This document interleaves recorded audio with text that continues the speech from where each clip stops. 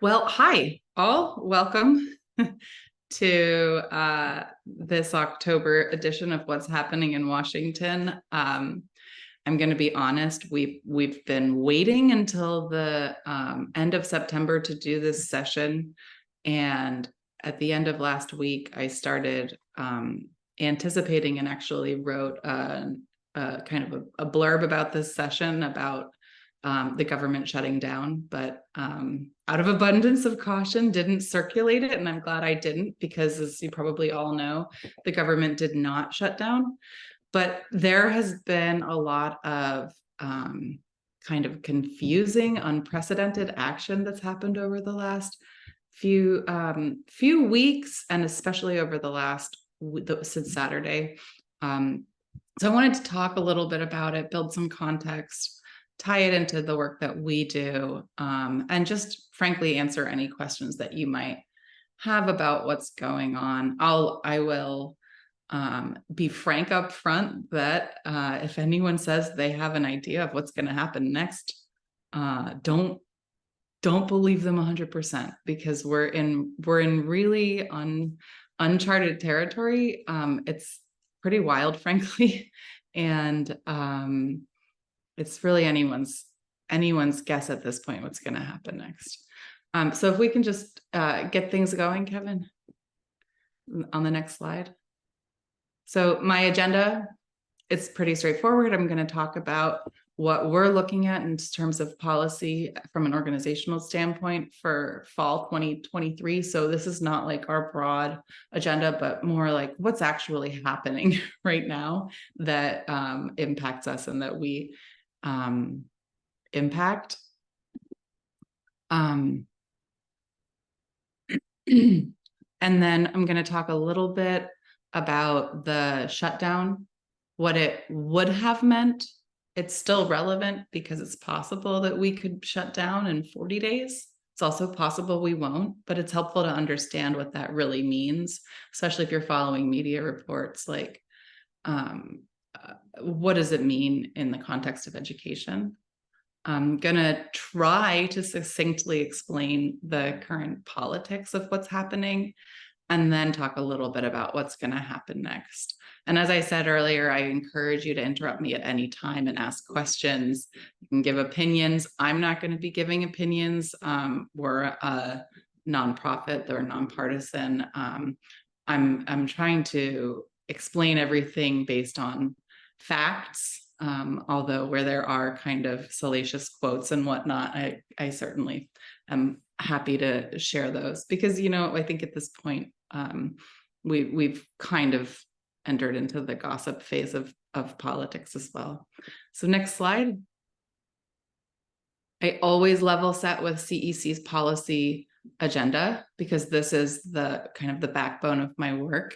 It's 5 overarching pillars, and honestly, they're broad for a reason, so that if something comes up in a domain that impacts either infants, toddlers, children, or youth with disabilities, or the professionals who work with them, we are poised to engage.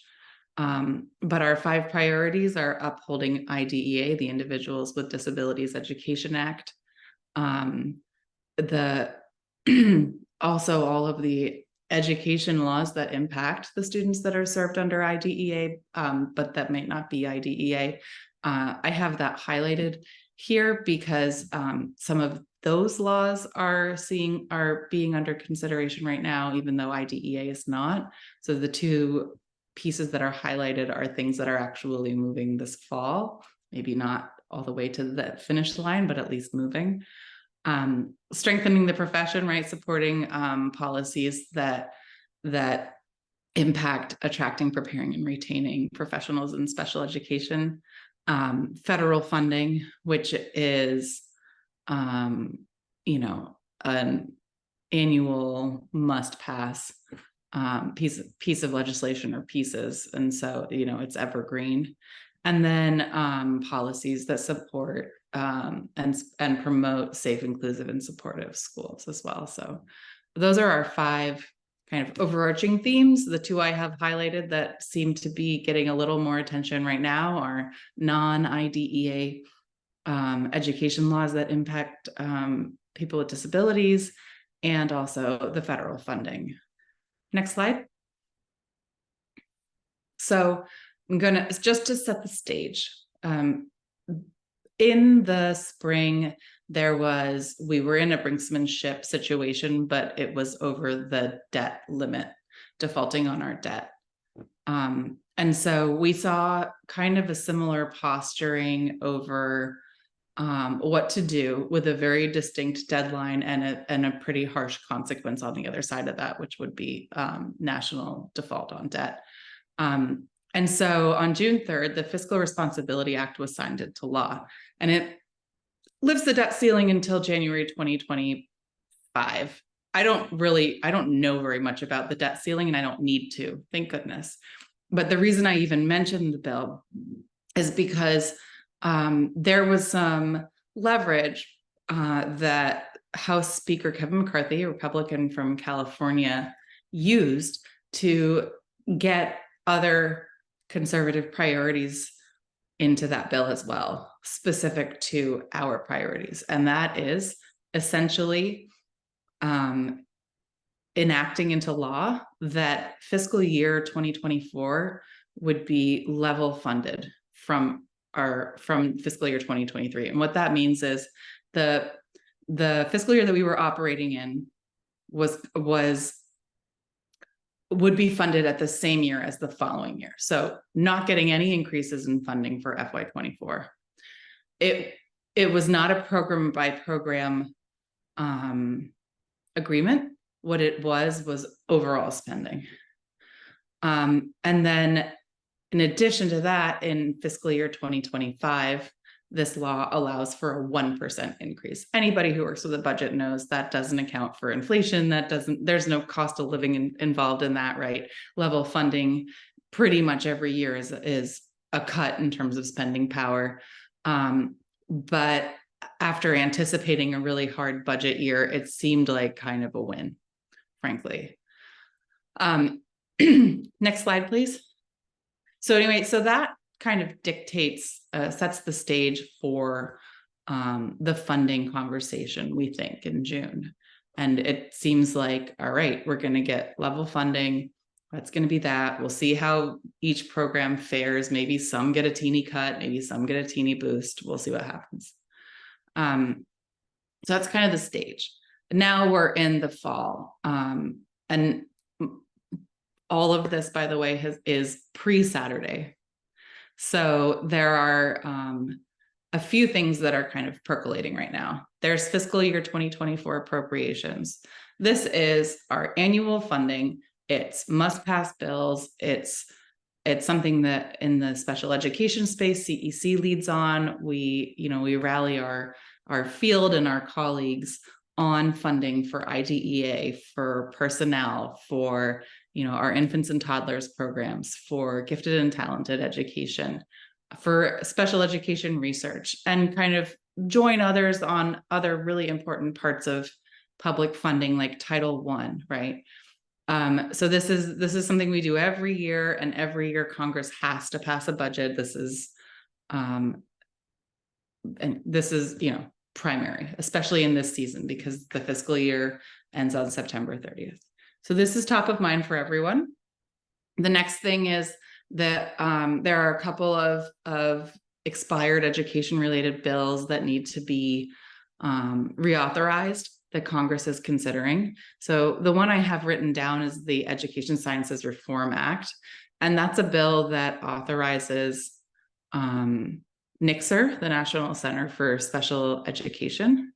And so on the Senate side, committee staff who do the writing of legislation asked for comments on how to improve that bill and a reauthorization, and CEC weighed in specifically on NCSER, the need to increase the authorization level, the funding level, so that more funding can go towards special education research, also to strengthen or revise the priorities and the way that all of IES works, so that there's inclusion of special education research across all of IES's programs.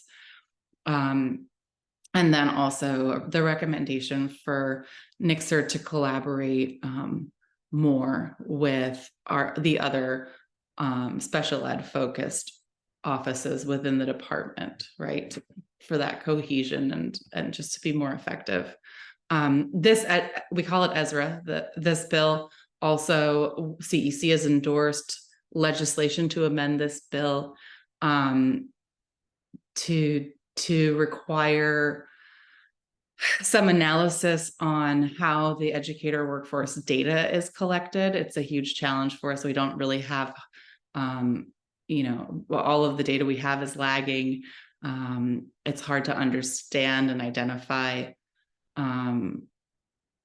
where exactly educator shortages exist. So this bill, which is called the Supporting Teaching and Learning Through Better Data Act, would require a study on existing data collections and then provide recommendations for improving those collections and the analysis, timeliness, and dissemination to close those information gaps, and then support states to actually do better data collecting, with kind of the ultimate purpose of being able to show a clearer picture and get more kind of urgent support to address educator shortages, right? So this is all part of this Education Sciences Reform Act. Another piece of legislation that is moving that's outside of our scope is the Workforce Innovation and Opportunity Act. And there is the Rehab Act as part of that, but I've talked to staff in the House and the Senate, and they've been kind of straightforward that they haven't really started conversations about that title yet. So I didn't put it in this slide. And then for the Department of Education, they have some regulations that are waiting to be released. They have a draft Section 5 or preliminary Section 504 regulations that have been ready, have been kind of waiting to be released. They are in like the final stage of vetting. And we're also, I think, expecting assistive technology guidelines sometime in December, perhaps. But like I said, the real top priority right now is that annual appropriations. Next slide. I pulled this quote because I think it's important to underscore the importance of the federal role in education. If you look at it as a percentage of a local educational agency's budget, it's somewhere between maybe 7 and 10%. It's not a huge portion of the budget, but our current Secretary of Education, Dr. Miguel Cardona, has stated that while representing but a small portion of overall education funding nationwide, federal resources help states and school districts fill gaps in state and local support and meet critical needs for our most vulnerable students. And the top two funding streams within the Department of Education's portfolio in K-12 education are Title I and IDEA grants to states. So for us, I think this is a really important component of the education system. Next slide. So when it comes to appropriations, we're looking at this really huge gap between the House and the Senate, and also between House Republicans and House Democrats. So Chairwoman Kay Granger and Ranking Member Rosa DeLauro are not working together. This is not a Republican challenge or a Democratic challenge. This is what happens almost every year in the House. The House needs a simple majority to pass their spending bills, and so whichever party has power doesn't typically consult across the aisle to write a bipartisan bill. They don't need to. They just need their own party to support. So House Republicans this spring, before that Fiscal Responsibility Act, had stated their desire to roll back spending to fiscal year 2022 levels. It would be a big cut for education, which saw a decent bump from 22 to 23. And Democrats have a completely opposite approach. They would like to take the increases we got for fiscal year 23 and build on them. So really a divide in philosophies there. Next slide. So, House Chairwoman, Appropriations Chairwoman Kay Granger has stated that her party's priorities for spending are fiscal responsibility, which does mean cuts, and then holding national defense harmless. So what that means is cutting annual spending, but not defense, which makes up about half of the discretionary piece of the pie, which means that all of those non-defense programs would see a much deeper cut, right? And the part of the reason for that is that the Republicans are not comfortable with the amount of stimulus funding that went out, nor are they comfortable with our current national debt. And they see the annual appropriations process as a way to address that. And next slide. As I said, the Democratic response to that is quite opposite. And so ranking member Rosa DeLauro of the House Appropriations Committee, right?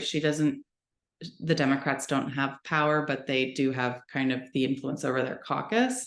She wrote a letter to every secretary of every department to ask what would the impact of these proposed cuts be if we rolled back spending to fiscal year 2022 levels and also held defense harmless? What would the impact be?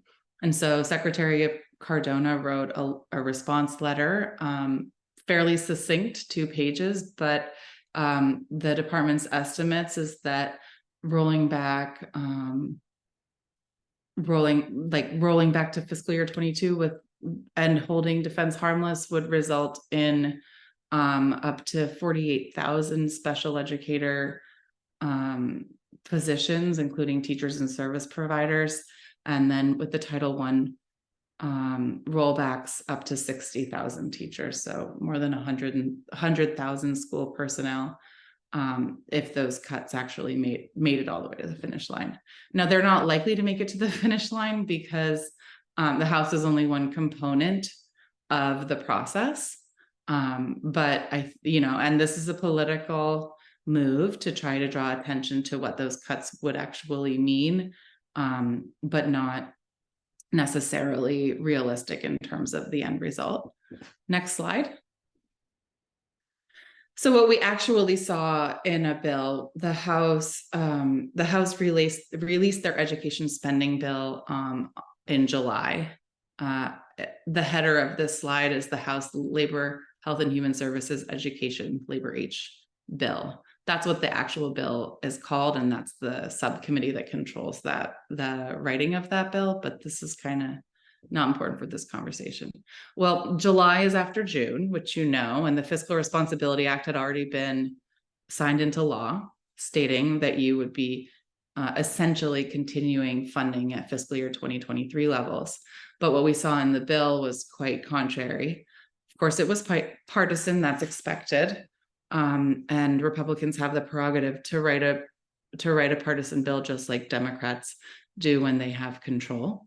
But it was well below the Fiscal Responsibility Act levels. And overall, it included a 15% cut to the Department of Education, and more specifically, an 80% cut just to Title I. There was language in the press release about the bill that said there are still unspent stimulus funds, and until those are spent, we don't, basically Title I shouldn't be getting more money, despite the fact that the stimulus funds were not Title I funds. However, and anyone who advocates on this issue can pat themselves on the back. The proposal does not cut IDEA, not the big bucket, at least the grants to state. We didn't get the rest of the details, so I wasn't able to do a full analysis of the House proposal, nor was anyone else, frankly. The bill was approved by this subcommittee, which is step 1 of each body's process. Typically, 2 days later, it's considered by the full appropriations committee, and the line-by-line details are released. That second step, which almost always happens 2 days after this first step, still has not happened. We are paused, stalled, if you will, at the subcommittee level, and the details of the bill haven't been released. Why is that? I don't really know, but folks who operate in this space, and I don't disagree with them, although I will say I don't know the answer, believe that the bill was bad enough to education and health and labor programs, that enough members don't support it, that they don't want to actually release the text because they don't think they can advance it, and they don't want to take the heat for a bill that they can't move.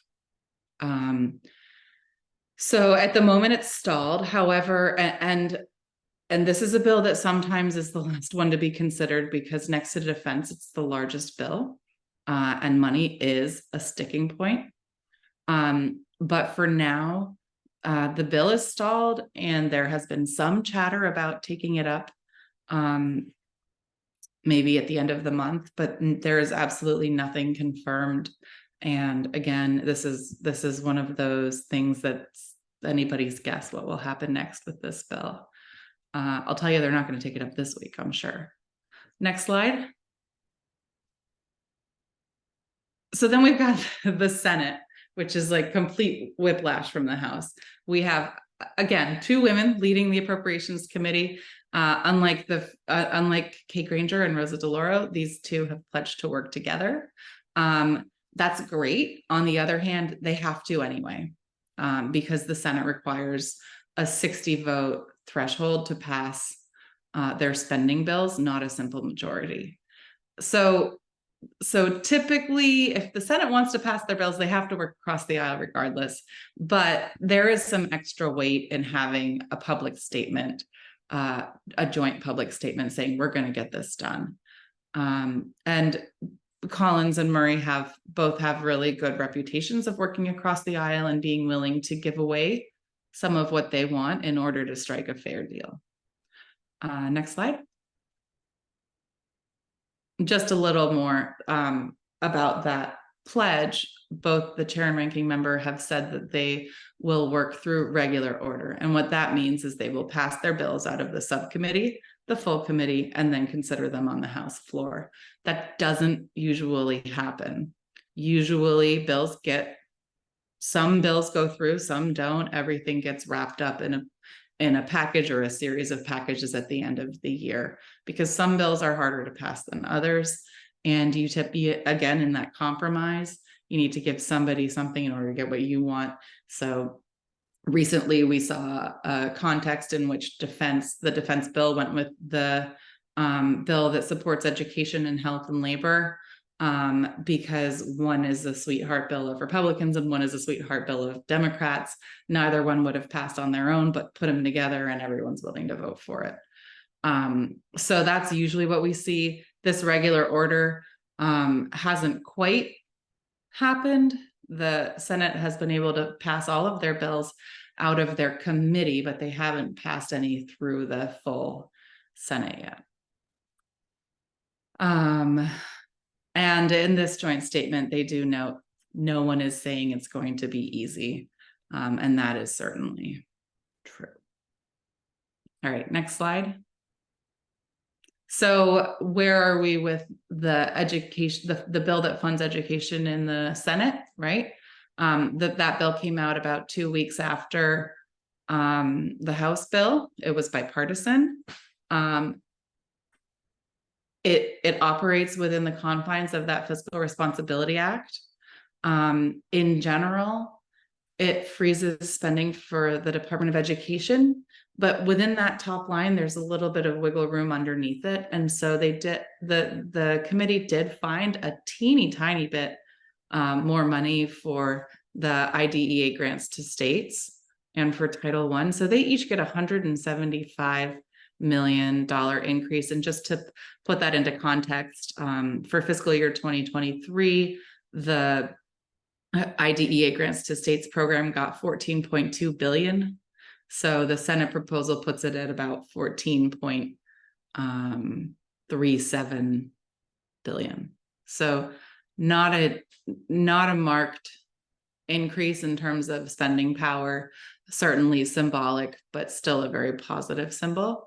One other program of note is that there's a $19.5 million increase to IDEA Part D personnel preparation. I know I rounded to 20, but the actual number is 19.5 million. And that program in particular was called out in the Senate press release announcing the bill agreement. And that is specifically noteworthy because we have been doing an incredible amount of work along with our colleagues who come and advocate with us at cells, through letters, through communications and whatnot, to raise awareness about special educator shortages. And it's resonated enough that it has made it all the way into these press releases. And so this is a program that right now is operating at $115 million annually. So a nearly $20 million increase is about, it's 10% in. I'm not going to do the math. You could do the math. It's a decent increase. It's not symbolic. It's meaningful. So probably not what we want. We've asked for 300 million, but getting incremental increases that are decent steps and not just, under the rate of inflation is really helpful. So this bill was approved by the subcommittee and the full appropriations committee. But like all other bills, it hasn't gone anywhere since. Next slide. So, and I'm going to kind of breeze through this. I just looking at the list of folks, I think most of you already know this already, but typically the annual appropriations process is supposed to kind of kicks off in February with the president's budget. And then something happens by the end of September to keep the government going. If it's not, and it's almost never the actual final agreement. It's usually one of a handful of CRs or continuing resolutions to keep the government operating at current funding levels until Congress can come to an actual agreement on what they want the next year's spending levels to be. Next slide. So what we looked at this year was we had a late budget. It was about a month late. The House started doing their work before the budget. The budget is supposed to kind of inform the work of Congress, but with a Democrat in the White House and Republicans controlling the Senate, they were like, we don't really need his budget. We don't need the president's budget. We're going to do our own thing. So they did. Just for context, oftentimes, whether it's folks of the same party or opposing parties, if you will, Congress does kind of tend to dismiss the president's budget, but at the end of the day, he needs to sign the bills into law. So it's not for nothing. The House kind of got a jump start. They moved first, the Senate moved second. The House started doing their, moving on their bills more quickly, but that's also kind of traditionally true, except that the Senate got to the major milestone of passing all of their appropriations bills out of their appropriations committee at the end of July. The House started doing that, had some good momentum, and then stalled, partly because the cuts they were proposing in some of these bills, like the one that we talked about with education, just weren't palatable enough for folks, for everyone to advance them. And at the same time, there was a pull in the opposite direction from kind of the far right flank, the most fiscally conservative folks in the House Republican caucus, to say, no, we need to actually do even further cuts. We saw a few bills go through that weren't cutting a lot. And so we were ending up with bills like the Labor H bill that we work on. If you did some quick math, those cuts would have had to get steeper and steeper and steeper to meet that kind of fiscal year 2022 goal. So things have stalled on the bills themselves, but then the kind of parallel work is keeping the government actually open. And so if you can't finalize your bills by the 30th, you have to act.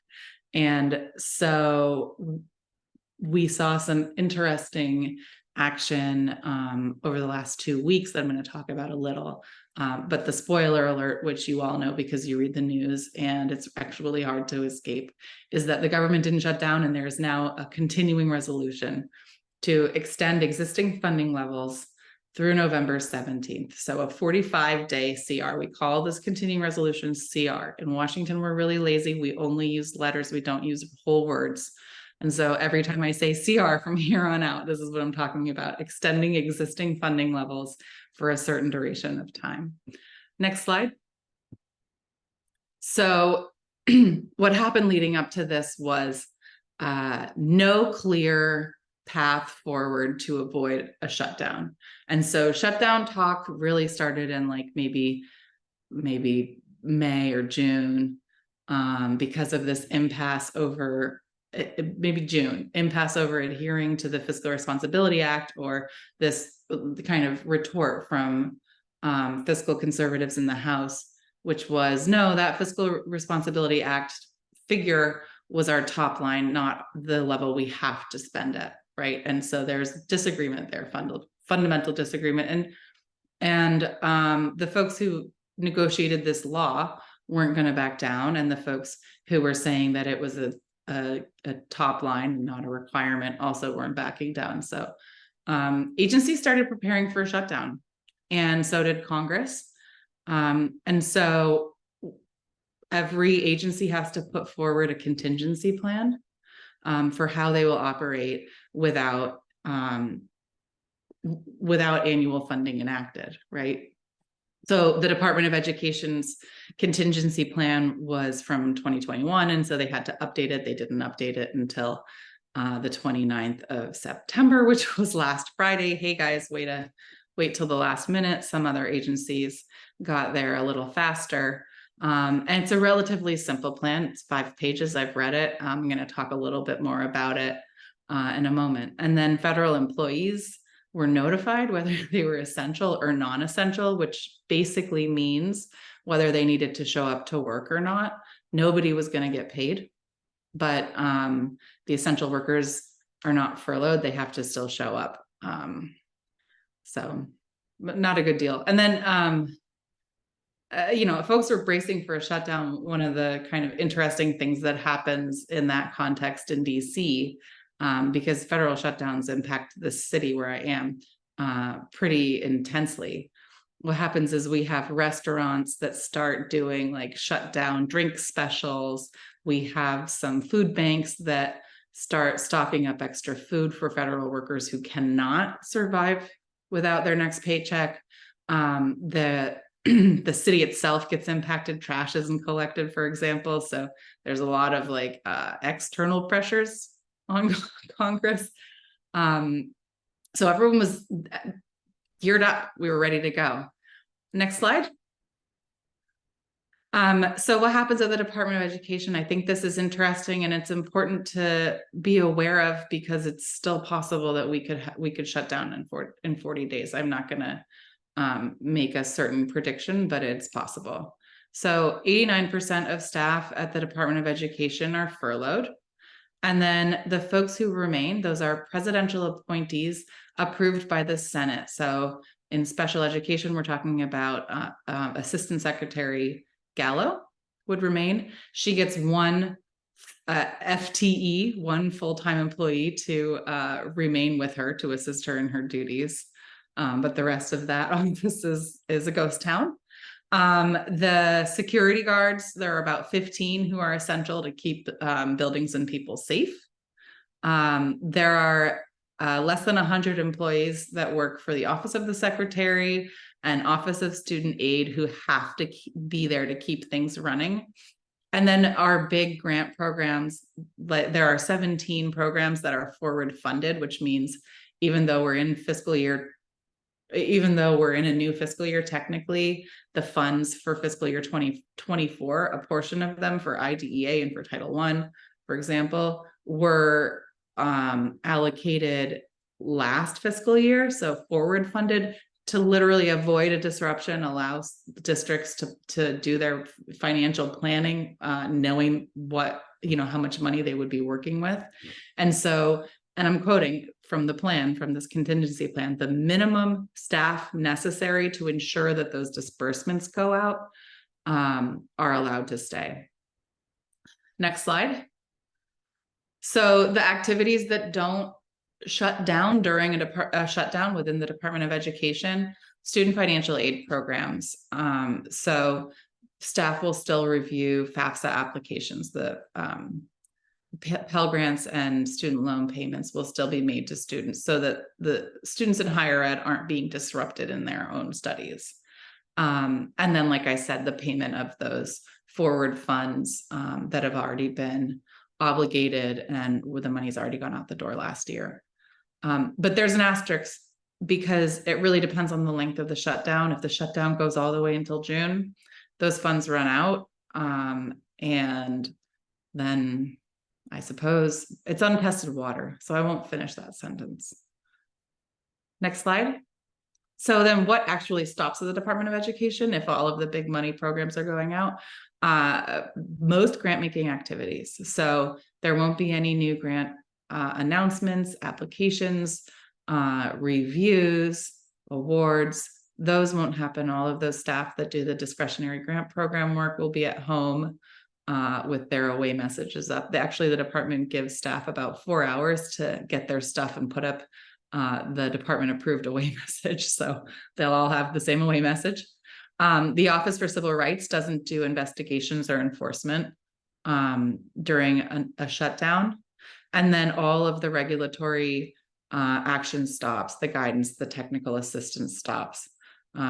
Federal employees aren't allowed to travel for work. It's just everything else just completely stops. So again, 89% of staff go home.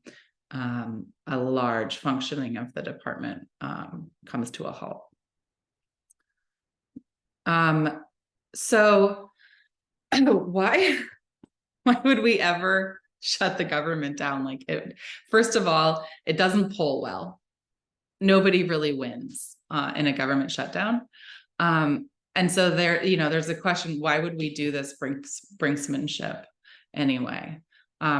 It's kind of my analysis that a shutdown, like other brinksmanship, like going all the way out to the edge of defaulting on our nation's debt, that kind of brinksmanship, while it is kind of a game of chicken, at the end of the day, it gives folks who don't have the power a little bit of power to negotiate, a little bit of a standing, right? And so I call it the last resort effort to create leverage to advance priorities that can't otherwise pass. And so when we look at this shutdown dynamic, there are priorities that can't pass through the regular process that became part of the political brinksmanship dynamic. And so those players are the House Freedom Caucus. For folks who aren't familiar with the House Freedom Caucus, they're kind of the farthest right flank of the Republican Party. There are 45 members, and they've put up some clear demands about annual spending that they had, they put in writing that they require in order to help advance any of the spending bills. Now, the spending bills are cutting federal funding, so they're not going to get any.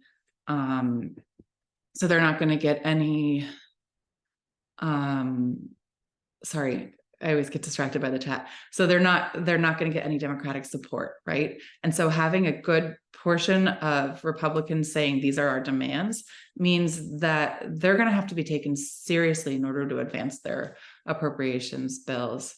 And just to give you a sense of what those demands are, I'm going to kind of brush over them generally because they're really outside of our domain, but things like halting investigations of President Trump and his allies through the Department of Justice, acting on immigration/border policy. Those are things where those are not initiatives that would pass through the House right now, right? And so trying to use leverage because those 45 votes are requisite for advancing spending bills, putting those demands in gives some leverage.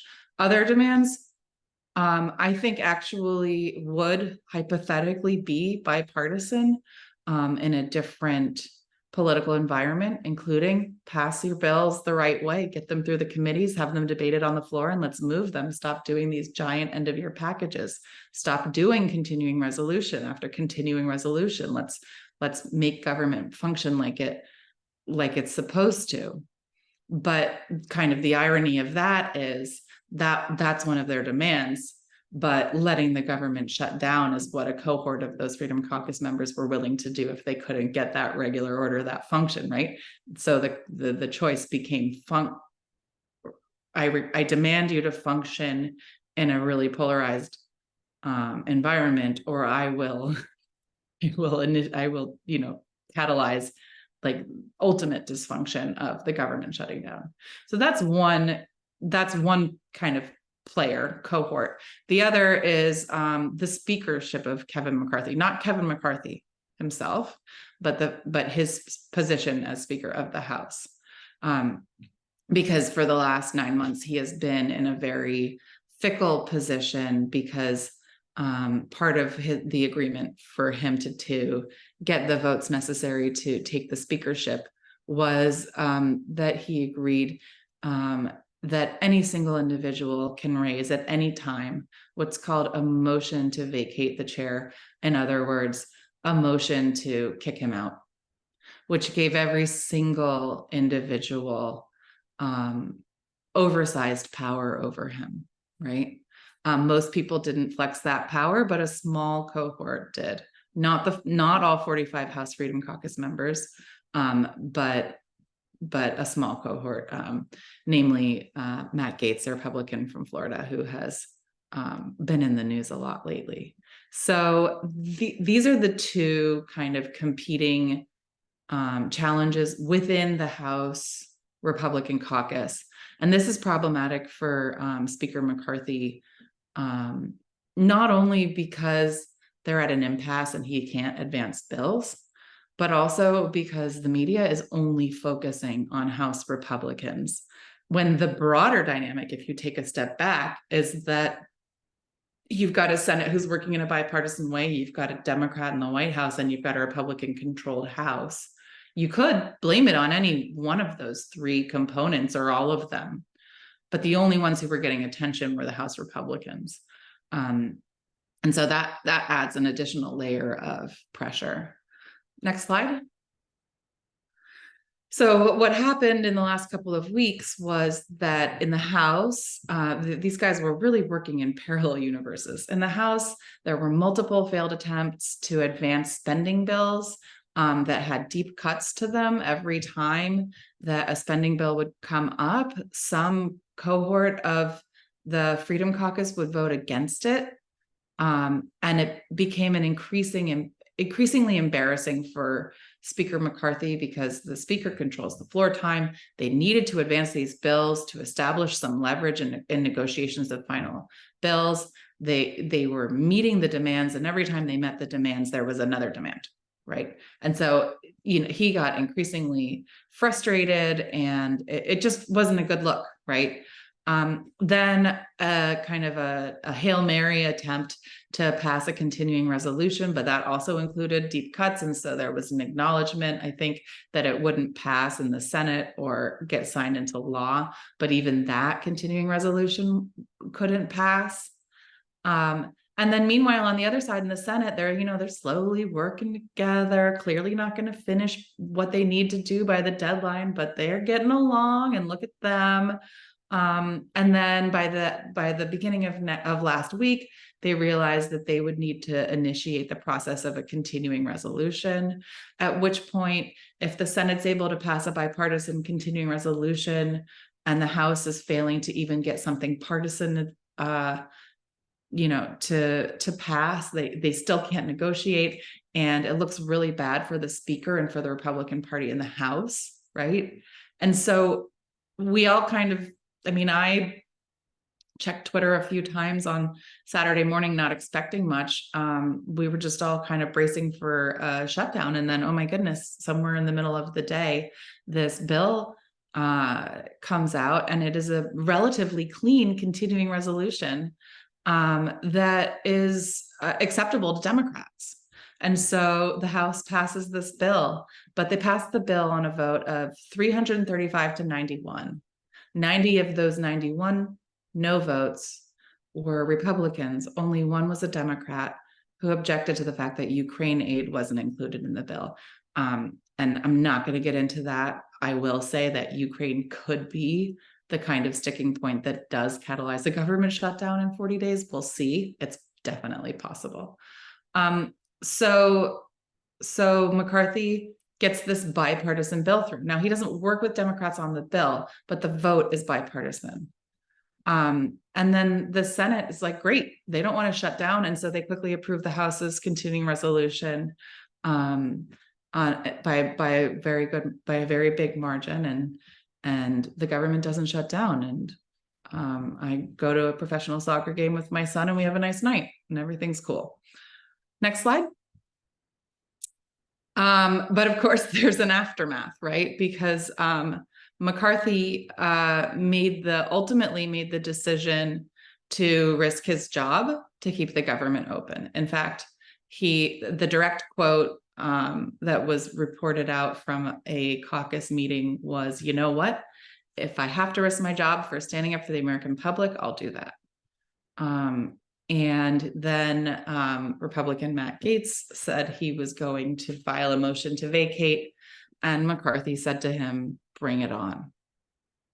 So he did. And he was voted out of the speaker's position, right? And so on Tuesday, McCarthy was removed from his job, kicked out of his office, just, and that was that. And now we get into the what's going to happen next portion of this conversation. And honestly, it is uncharted territory. This is the first time a speaker's been removed from his position. And it's not clear whether the potential replacements who have been floated already could actually make it through a vote. But we'll start to get some clues up next Tuesday when the House Republican caucus meets, and then on Wednesday when they vote within the caucus, and then we could start seeing votes in public on the floor later next week, or not, depending on how those conversations go. But until then, what happens with our priorities? Well, we have a continuing resolution, so the government isn't shut down, at least not until November 17th. But the House can't actually do any legislative work. So no votes until a speaker is elected. The speaker controls the floor. The interim speaker is in more of a symbolic position, doesn't have the power to control the floor. And then the closer we get to November 17th, it's just really hard to tell what's going to happen. Will the dynamics change? Will the next speaker be able to convince the full caucus to move a specific bill? Will there continue to be an impasse? Will they have to work across the aisle again? Will the government shut down? Those are all big unknowns. Whoever takes on this speaker role is probably going to have a very challenging job, just like Speaker McCarthy did. Next slide. So there is a lot in limbo, but in kind of interesting fashion, the show also has to go on, right? And so we will continue to do our work regardless, right? It's important to understand the context of the noise, but we don't actually weigh in or get involved in it. And so we're just, education stakeholders are continuing to advocate on Capitol Hill.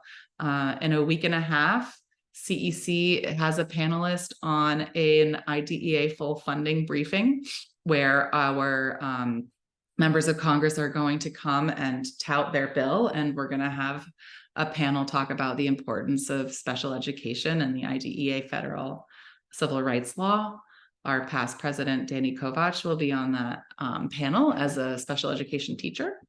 And congressional offices and staff are continuing to work on the priorities that they've been directed to work on by their bosses. And so we'll probably still see some negotiations on things like the education research bill, for example, even though it can't cross any kind of finish line. Frankly, anyone who's paying attention to federal politics knows that these are slow games anyway. So that kind of work can still kind of exist underneath the fray, which is interesting. And we'll keep you up to date as things develop, as always. Right. Kevin, you don't let's do the next slide for a moment, and then if we can stop sharing. I see Dr. Taylor, your hand up, and I just want to encourage others also to weigh in if you have any questions, and reach out to me separately if you'd like to. You're always welcome. My inbox is always open. So Dr. Taylor, the floor is yours. Thank you so much. You mentioned that panel. Is that specific to something that's going to be happening in DC? Is that something that we can be invited to watch, via Zoom or anything like that? Could you speak about that a little bit more? Yeah. Oh, thanks, Kevin. So this is a panel that's being held in the Capitol Visitor Center. It is directed specifically at congressional staff. Our goal is to increase co-sponsorship of the IDEA full funding bill in the House and in the Senate. So that's our primary audience. I will write about it for Policy Insider. If you're local, and if you're local, let me know and I can see if I can sneak you in. But it will be held at the Visitor Center on the 18th. And you just segued into my next question. I was with you there in July, and we felt like we had all these great meetings, and then we left. And then as we look at these bills in both the House and the Senate, a lot of the folks we met with haven't signed on yet, and for lots of reasons, we guess. What is our next step in our own states? Do we still keep advocating to our legislators to say, hey, thank you for meeting with us, but we noticed you haven't signed on yet. Would you please consider it? Do we ask them to, this panel is coming up. Please listen to it so they can get some ideas of whether they want to move forward. What do we do or what shouldn't we do? Because to frustrate the process or help the process. No, it's a great question, and you've kind of laid out all of the options. So thank you for that delightful buffet. So a couple of things. One is, so I'm a co-chair of this coalition, the IDEA Full Funding Coalition, and so my fellow co-chairs and I are targeting specific Hill staff. We're also having the panelists target their delegations, but what I will be doing that week the week after next is including an action alert for folks to encourage members to sign on to the bill. And I'll be doing it in a way where if your members signed on already, it's a thank you. And if they need to sign on, it's a sign on. So it's going to take me a minute to file through all of the co-sponsors and sort them out, but that's that will be the message. Yeah, it's a great question. Thank you so much. Thank you, Kuna. Yeah. Radha, hi. Hi, Kuna. Hi, everyone.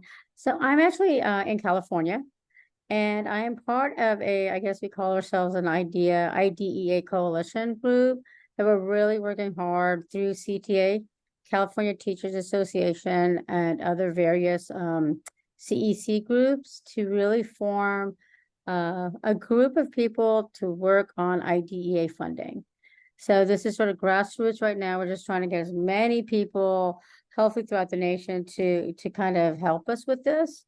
So what you're doing now is right up the alley of what we're trying to also do. And I would most likely love to keep in contact with as many people as I can. But we're actually even thinking of a couple of things. One, we're trying to get people to actually show up to Washington in 2025, which is our 50th anniversary of not being funded.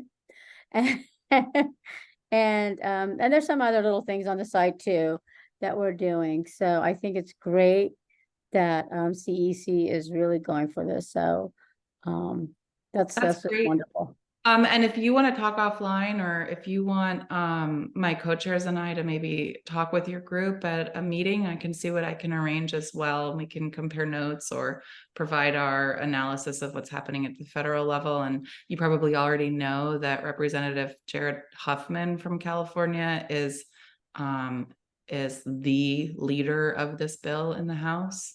Okay. really leans in on it. I actually saw him a couple of weeks ago. He got an award from a coalition that CEC belongs to, and I was able to be part of giving him the award. And this is so I can attest firsthand to his commitment. So you have some strong California roots there as well. Oh, perfect. Yeah, I would definitely contact you. Definitely. Thank Excellent. you. Brian, you're it. You're the last question of the night. So, just two things. I wanted to say, it is working. I mean, both my senators have now signed on to the full funding IDEA bills. So I can at least say the Senate side of my state's doing good. Now I'm working on the House side. I have 1 out of 3, so we're doing good. Right? I like the goal setting. I appreciate that. The second question I had was, has there been any word about the reauthorization of IDEA?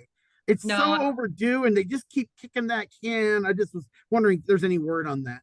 No. I mean, there is word, and the word is no, not right now. Okay. And I know that this answer yields a lot of frustration. And I'm just going to read, I haven't read the whole, Jennifer Gonzalez says, we don't want them to touch it right now. That would be a disaster. That is the calculation from staff on both sides of the aisle on Capitol Hill that basically tell us explicitly, don't get your members to push for bills that reauthorize IDEA. We don't want to give folks the wrong idea. It would be a bad time to do it. The problem is that I know that there are a lot of challenges with IDEA that specific kind of stakeholder groups have. Within CEC, we probably have 100 different problems with the bill, with the law, based on the folks, where in the profession folks lie. But I don't know if we would even get a civil rights, like a real landmark bill like that, if we were operating in a vacuum today in our political climate. And every time you reauthorize a bill, there is there's a negotiation involved. And that means that you will lose some ground in certain domains and gain some ground in others. And we because we're not engaging in these conversations, and frankly, no one really is, it's hard to predict exactly what that would look like in this environment. But I could at least opine that the funding of IDEA would be a particular sticking point where we wouldn't really, I think we would push really hard and we may not love the conversation. Got it. Thank you. Yeah. Thank all of you again for joining me. If folks had questions that weren't answered and you want to reach out, like I said, my inbox is always open. Kevin put my contact information into the meeting chat. It's my first initial last name, K Tavalin @exceptionalchildren.org. He's put it there again. And I'd love to hear from you. And thank you for your interest. Have a great one.